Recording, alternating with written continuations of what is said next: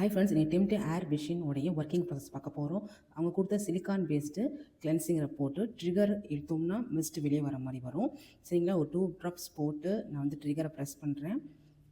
அதுக்கு முன்னாடி சுவிட்ச் ஆன் பண்ணாமல் ஆஃபில் இருக்கும்போது எல்லா ப்ராடக்ட்டுமே யூஸ் பண்ணணும். ஆஃப் பண்ணிவிட்டு தான் ப்ராடக்ட்டை போடணும். போட்டுட்டு அதுக்கப்புறம் ஆன் பண்ணிவிட்டு நீங்கள் வந்து அந்த ட்ரிகரை இழுத்தோம்னா மிஸ்ட் வந்து வெளியே வரும்.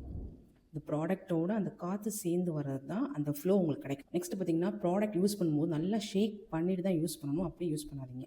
ஃபவுண்டேஷன் இதில் 2 மெத்தடில் யூஸ் பண்ணலாம். ஒன்று வந்து நான் காமிக்கிறேன்.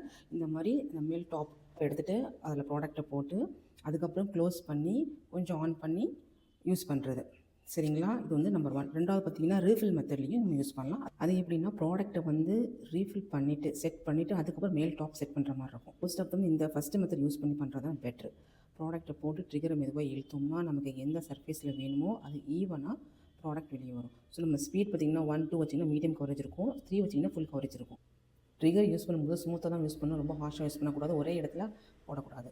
அதுக்கப்புறம் ப்ராடக்ட்டை மிக்ஸ் பண்ணணும், சின்ன ப்ரஷ் வச்சது லைட்டாக மிக்ஸ் பண்ணிக்கணும். இதே மாதிரி யூஸ்ஃபுல்லான வீடியோஸ்க்கு நம்ம பேஜை ஃபாலோ பண்ணிக்கோங்க. பை.